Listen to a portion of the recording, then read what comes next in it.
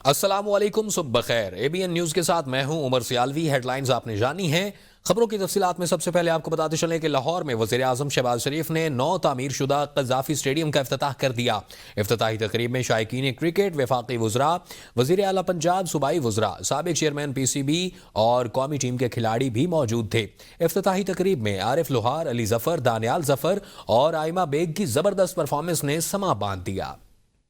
انتظار کی گھڑیاں ہوئی ختم۔ چیمپئنز ٹرافی کے لیے چیمپئنز اسٹیڈیم میزبانی کے لیے تیار۔ آتش بازی اور لائٹ شو کے شاندار مظاہرے نے بھی رنگ جما دیا۔ تقریب میں عارف لوہار، علی ظفر اور آئمہ بیگ کی زبردست پرفارمنس نے سما باندھ دیا۔ لاہوری ڈھول کی تھاپ پر بھنگڑے ڈالتے رہے۔ پاکستان کرکٹ ٹیم کی چیمپئنز ٹرافی 2025 کی جرسی رونمائی بھی کی گئی۔ کپتان محمد رضوان بولے، ہوم گراؤنڈ پر اپنی کراؤڈ کے سامنے کھیلیں تو الگ جذبہ ہوتا ہے۔ بابر اعظم نے کہا، قوم چیمپئنز ٹرافی کے لیے دعا کرے اور ہمیں سپورٹ کرے۔ شاہین شاہ آفریدی بھی چیمپئنز ٹرافی جیتنے کے لیے قذافی اسٹیڈیم کی تزئین و آرائش 117 دن کی ریکارڈ مدت میں مکمل کی گئی۔ اسٹیڈیم میں LED لائٹس، نئے ٹاورز، نئی کرسیاں اور 2 جدید سکرینز بھی نصب کی گئی ہیں۔ وزیر اعظم شہباز شریف کو قومی ٹیم سے چیمپئنز ٹرافی میں جیت کی امید۔ کہا، امید ہے بھارت کو شکست اور چیمپئنز ٹرافی جیت کر قوم کے دل خوش کر دیں گے۔ شاہین آفریدی سے کہا، اپنے سسر کے نقش قدم پر چلتے ہوئے وکٹوں کے انبار لگائیں۔ وزیر اعظم کی دبئی میں پاک بھارت میچ دیکھنے کی خواہش کا بھی اظہار۔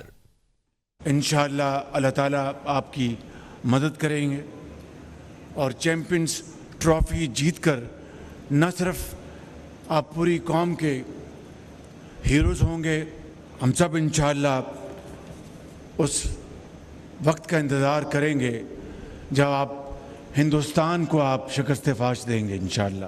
اور رضوان صاحب کہاں ہیں؟ آپ سے بڑی توقع ہے انشاءاللہ۔ آفریدی صاحب، آپ اپنے فادر ان لا کی ان کے نقش قدم پہ چلیں اور وکٹوں کے انبار لگا دیں آپ انشاءاللہ۔ وزیر اعظم شہباز شریف نے کہا کہ حالیہ اور PDM حکومت کے دوران مہنگائی اس طرح بڑھ رہی تھی جس طرح آسٹریلوی فاسٹ بالر ڈینس لیلی کی گیند آتی تھی۔ میرے ساتھی مجھے کہتے تھے کہ شہباز شریف ویل ڈن، تگڑے رہیں، کھڑے رہیں۔ ایک میچ میں ڈینس لیلی کے باؤنسر انتخاب عالم کو لگے۔ سلیم الطاف نے کہا، کپتان ویل ڈن۔ تو انتخاب عالم نے جواب دیا، وہ تو ٹھیک ہے لیکن یہ بتاؤ کہ باہر جانے کا راستہ کون سا ہے؟ یہ جو ہمارے 8 مہینے گزرے ہیں اور اس سے پہلے PDM کے حکومت میں مہنگائی اسی رفتار سے آگے بڑھ رہی تھی جس طرح ڈینس لیلی کی گیند برق رفتاری سے چل رہی تھی، اور دن رات مہنگائی کا بوجھ۔ اور مجھے میرے ساتھی کہیں کہ شہباز شریف صاحب ویل ڈن، تکڑے رہیں، کھڑے رہیں، تو مجھے وہ سلیم الطاف اور سکیپر انتخاب عالم کا مکالمہ یاد آ گیا۔ انہوں نے کہا کہ سکیپر ویل ڈن، اس نے کہا کہ باہر جانے کا راستہ کون سا ہے؟ صدر آصف علی زرداری نے ہاربن میں 9ویں ایشیائی سرمائی کھیلوں کی افتتاحی تقریب میں شرکت کی۔ صدر زرداری نے چینی صدر شی جن پنگ اور دیگر سربراہان کے ساتھ تقریب میں شرکت کی۔ تقریب میں برونائی کے سلطان، کرغزستان کے صدر اور تھائی لینڈ کے وزیر اعظم بھی موجود تھے۔ ایشین ونٹر گیمز میں 34 ملکوں کے 1200 سے زائد کھلاڑی حصہ لے رہے ہیں۔ 9ویں ایشین ونٹر گیمز میں پاکستانی ونٹر ایتھلیٹس بھی شرکت کر رہے ہیں۔ صدر مملکت آصف زرداری نے کہا کہ ایشین ونٹر گیمز سے خطے کے ممالک کے درمیان عوامی سطح پر روابط کو فروغ حاصل ہوگا۔ گیمز سے پاکستان اور چین کے درمیان سپورٹس ڈپلومیسی کو بھی فروغ ملے گا۔ چیئرمین PCB محسن نقوی کو نجم سیٹھی اور ذکا اشرف کا خراج تحسین۔ افتتاحی تقریب کے دوران نجم سیٹھی نے صحافیوں سے گفتگو کرتے ہوئے کہا، دل خوش ہو گیا، 1 سال میں محسن نقوی نے نقشہ بدل دیا۔ جتنی تیزی سے محسن نقوی نے قذافی اسٹیڈیم کو مکمل کیا، یہ ایک ریکارڈ ہے۔ آج کی تقریب دیکھ کر مزہ آ گیا۔ ذکا اشرف بولے، محسن نقوی نے جتنی تیزی سے کام کیا وہ واقعی قابل تعریف ہے۔ پاکستان چیمپئنز ٹرافی جیتے گا۔ چیئرمین PCB محسن نقوی نے کہا، یہ ٹیم ورک کے نتیجے میں کام مکمل ہوا، اس میں ہم سب کی کامیابی ہے۔ واہ، مزہ آ گیا، مزہ آ گیا، کیسا لگ رہا ہے؟ دل خوش ہو گیا۔ دل خوش ہو گیا، 1 سال کے اندر تبدیل کر دیا. اور سب سے غضب کی بات یہ اکٹھے بیٹھ گئے ہیں سارے. بہت انہوں نے محنت کی ہے اور بڑے ایک اچھی چیز بنا دی ہے.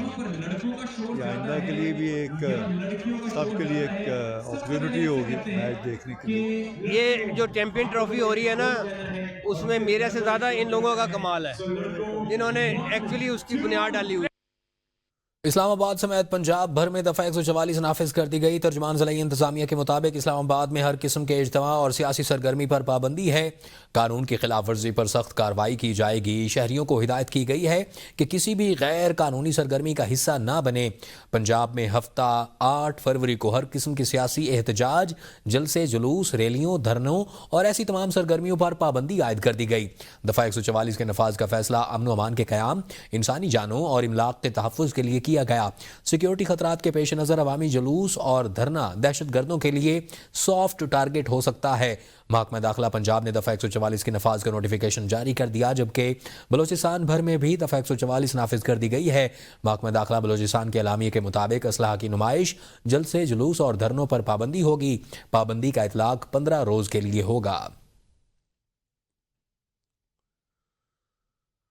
راولپنڈی پولیس نے بانی پی ٹی آئی کے وکیل فیصل چودھری کو 2 گھنٹے حراست میں رکھنے کے بعد رہا کر دیا. فیصل چودھری کو اڈیالہ جیل کے باہر حراست میں لیا گیا تھا. ذرائع کا کہنا ہے کہ فیصل چودھری کو گزشتہ روز جیل افسر عمران ریاض کے ساتھ بدتمیزی کرنے پر گرفتار کیا گیا تھا. وہ عدالت سے خصوصی اجازت کے بعد بانی پی ٹی آئی سے ملاقات کے لیے اڈیالہ جیل پہنچے تھے. رہائی کے بعد میڈیا سے گفتگو کرتے ہوئے فیصل چودھری نے کہا، عدالت کے حکم پر 4 وکلاء بانی پی ٹی آئی سے ملاقات کے لیے آئے تھے. ہماری ملاقات نہیں کرائی گئی اور واپسی پر اڈیالہ جیل کے دروازے پر پولیس اہلکاروں نے چوکی بلا لیا.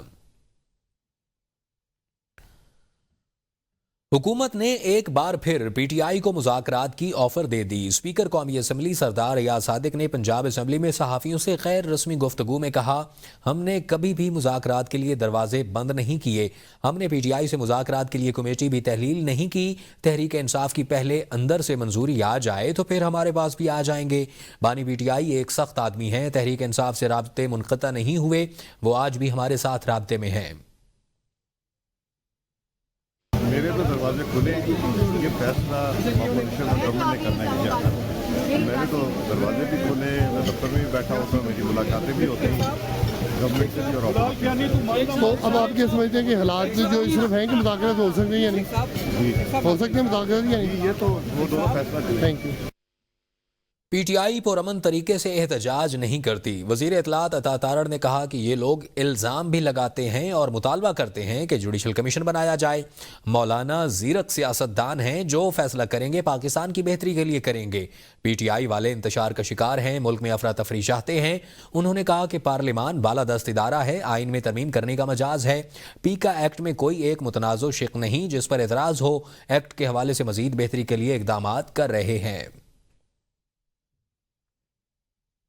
ملکی اور سیاسی معاملات پہ بات ہوئی، ہمارا ان سے بڑا ایک درینہ رشتہ ہے، بڑا عزت احترام کا، نیاز مندی کا رشتہ ہے. کہ مولانا بڑے زیرک سیاستدان ہیں اور جو بھی فیصلہ وہ کرتے ہیں پاکستان کی بہترین مفاد میں کرتے ہیں. بڑے اچھے ماحول میں بات ہوئی اور اوور آل جنرل پالیٹکس کی بات ہوئی ہے، کیونکہ یہ کوئی یس اور نو والا معاملہ نہیں ہے، اور ایک معاملہ چل رہا ہے، وہ چلتا رہے گا. یہ تحریک انتشار جو ہے مکمل طور پہ وہ اس وقت انتشار کا شکار ہے. پارلیمان ایک بالادست ادارہ ہوتے ہوئے آئین میں ترمیم کرنے کا مجاز تھا، وہ ترمیم کی گئی، اس کے مطابق آگے پورے نئے سسٹم بنے.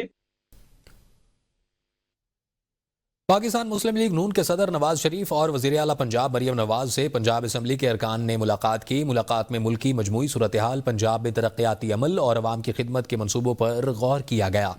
ملاقات میں صدر نون لیگ نواز شریف کا کہنا تھا کہ معاشی بہتری اور مہنگائی میں کمی ملک اور قوم کی بہتری کے اشارے ہیں.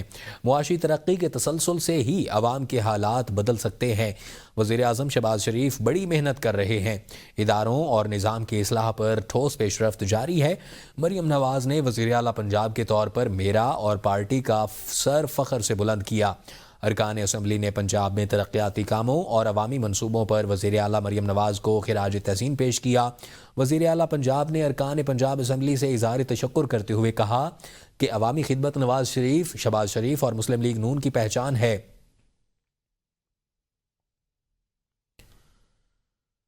چیئرمین پیپلز پارٹی بلاول بھٹو کی واشنگٹن میں مڈل ایسٹ انسٹیٹیوٹ آمد. بلاول بھٹو نے لائبریری کانگریس کے سابق فیلڈ ڈائریکٹر اور سینئر پالیسی ریسرچر سے ملاقات کی. چیئرمین پی پی پی سے ساؤتھ ایشیا سینٹر کے سینئر فیلو جاوید احمد اور scholar doctor Syed Muhammad Ali, systems and operations manager اور سٹ میسن سینٹر کی ڈپٹی ڈائریکٹر سحر خان، افغانستان اور پاکستان پروگرام سے متعلق سینئر فیلو اور ایشیا سینٹر کے وائس پریزیڈنٹ نے بھی ملاقات کی. بلاول بھٹو اور مڈل ایسٹ انسٹیٹیوٹ میں شرکائے اجلاس کے دوران مشرق وسطی سمیت عالمی امور پر تبادلہ خیال کیا. بلاول بھٹو دورہ واشنگٹن مکمل کر کے نیو یارک روانہ ہو گئے. سپریم کورٹ میں ججز تعیناتی پر سپریم کورٹ کے 4 ججز نے چیف جسٹس کو خط لکھ دیا. ججز نے سپریم کورٹ میں تعیناتی مؤخر کرنے کا مطالبہ کر دیا. خط لکھنے والوں میں جسٹس منصور شاہ، جسٹس منیب اختر، جسٹس عائشہ اے ملک اور جسٹس اطہر من اللہ شامل ہیں.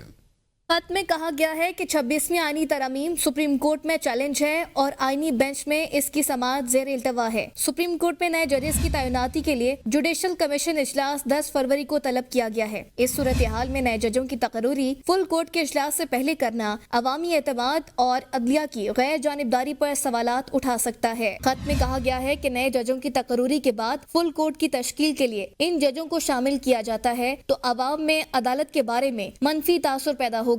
ججز نے لکھا کہ 26ویں آئینی ترمیم کیس میں آئینی بینچ فل کورٹ کا کہہ سکتا ہے. نئے ججز آئے تو فل کورٹ کون سی ہوگی یہ تنازع بنے گا. اسلام آباد ہائی کورٹ میں 3 ججز ٹرانسفر ہوئے. آئین کے مطابق نئے ججز کا اسلام آباد ہائی کورٹ میں دوبارہ حلف لازم تھا. حلف کے بغیر ان ججز کا جج ہونا مشکوک ہو جاتا ہے. اس کے باوجود اسلام آباد ہائی کورٹ میں سینیورٹی لسٹ بدلی جا چکی ہے. اسلام آباد ہائی کورٹ میں 3 ٹرانسفر ججز کا معاملہ مزید الجھنے لگا. جسٹس بابر ستار نے بھی چیف جسٹس عامر فاروق کو 6 صفحات کا خط لکھ دیا. جسٹس بابر ستار کا ٹرانسفر ججز کی سینیورٹی لسٹ جاری کرنے پر تحفظات کا اظہار. خط میں چیف جسٹس عامر فاروق کے ہائی کورٹ ایڈمنسٹریشن کمیٹی تبدیل کو بھی غیر قانونی کہہ دیا. خط کے متن میں کہا گیا ہے کہ سینیورٹی لسٹ اور ایڈمنسٹریشن کمیٹی کے نوٹیفیکیشن واپس لیے جائیں. جسٹس بابر ستار نے سینیورٹی لسٹ کے خلاف ریپرزینٹیشن فائل کرنے کا ذکر کیا.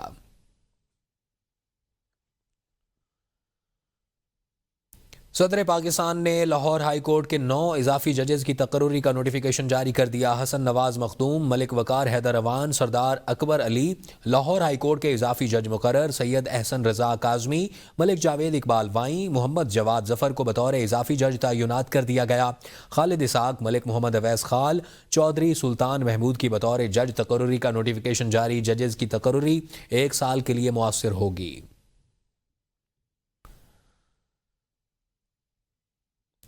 ہسپتال کے لیے آکسیجن لے جانے والی گاڑیاں حیدرآباد میں جاری وکلاء کے دھرنے میں پھنس گئیں. Syed Abdullah Shah institute of medical sciences Sehwan میں آکسیجن کا سٹاک ختم ہو گیا. 50 سے زائد مریضوں کی زندگیاں خطرے میں پڑ گئیں. ہسپتال کے ڈائریکٹر ڈاکٹر معین الدین صدیقی کہتے ہیں آکسیجن کی گاڑیاں کراچی سے سہون شریف آتی ہیں، تاہم دھرنے کے باعث گاڑیاں نہیں پہنچ سکیں. آکسیجن ختم ہونے کے باعث 50 سے زائد مریضوں کی زندگیاں خطرے میں ہیں. ڈائریکٹر سید عبداللہ شاہ انسٹیٹیوٹ ڈاکٹر معین الدین صدیقی نے ویڈیو بیان جاری کر دیا.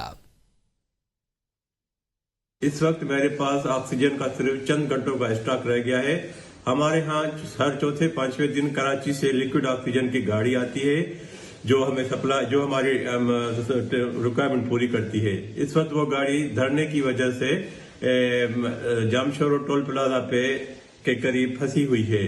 میری سب سے اپیل ہے کہ انسانی زندگی کے ناطے مہربانی فرمائے کہ ہمارے اس آکسیجن کی ٹینک کو راستہ دلوا دیں تاکہ ٹائم پہ ہماری یہ گاڑی پہنچ جائے سیون میں کہ ہم مریضوں کی زندگی بچا سکیں. حیدرآباد میں کراچی قومی شاہراہ پر گزشتہ 34 گھنٹوں سے وکلاء کا پولیس کے خلاف دھرنا جاری ہے. کراچی قومی شاہراہ مکمل بند، گاڑیوں کی قطاریں لگی ہوئی ہیں. وکلاء رہنماؤں کا کہنا ہے کہ ایس ایس پی حیدرآباد کے تبادلے تک احتجاج جاری رہے گا. سندھ پولیس کی جانب سے معاملے کو جوڈیشل انکوائری کی بھی وکلاء نے ایس ایس پی کے تبادلے سے مشروط کر رکھا ہے. مختلف ڈسٹرکٹ کے وکلاء بڑی تعداد میں دھرنے میں پہنچ رہے ہیں. وکلاء نے قومی شاہراہ پر ودھوا گیٹ کے مقام پر شامیانے لگا لیے ہیں. صدر حیدرآباد ہائی کورٹ نے اس حوالے سے کہا ہے کہ ایس ایس پی حیدرآباد کو پہلے تبدیل کیا جائے، پھر انکوائری قبول کی جائے گی.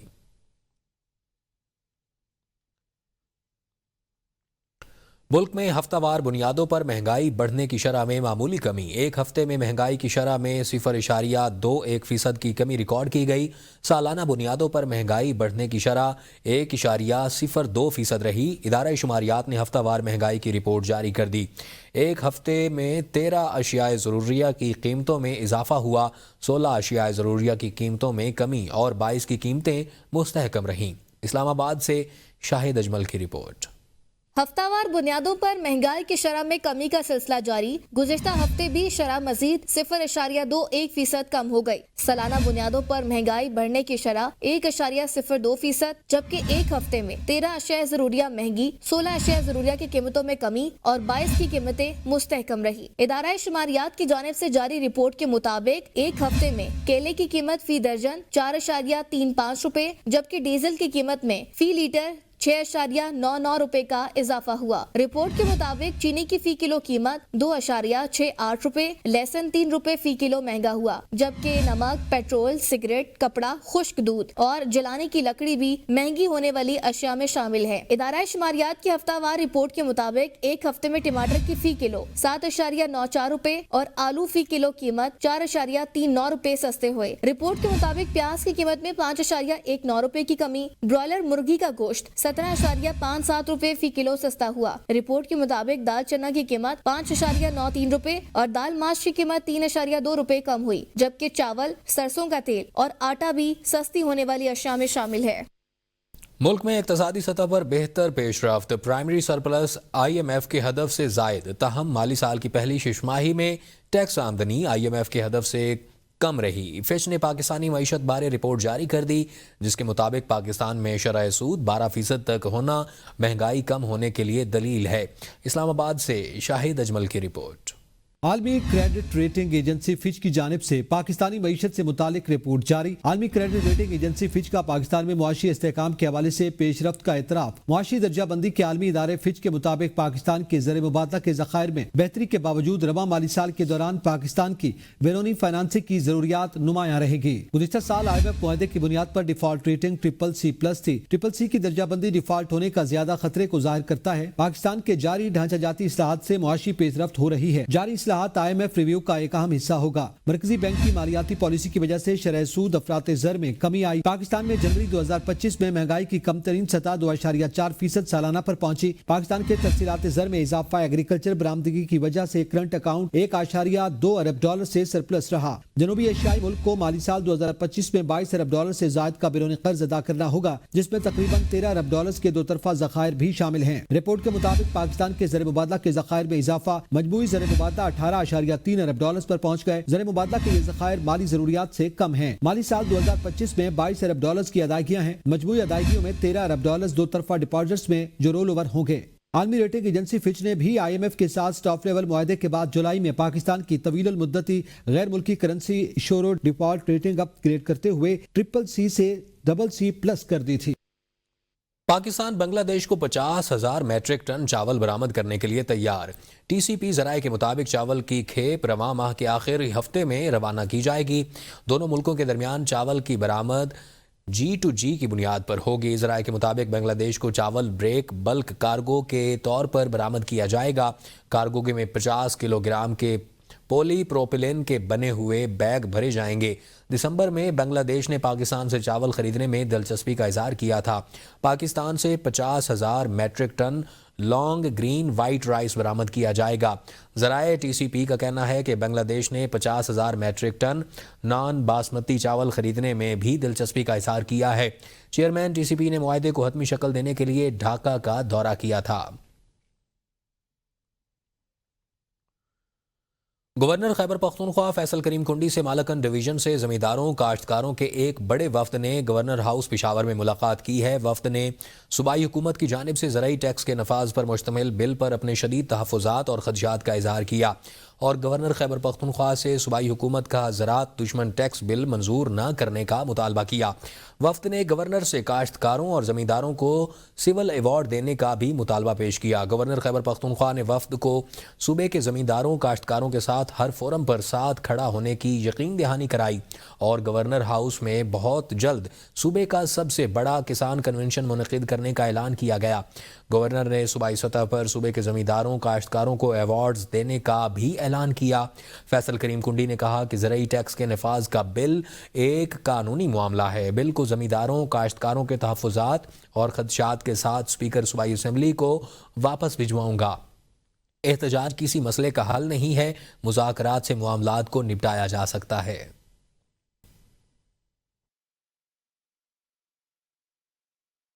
حاضر ہوتے ہیں ہیڈ لائنز کے ساتھ، دیکھتے رہیے ABN نیوز۔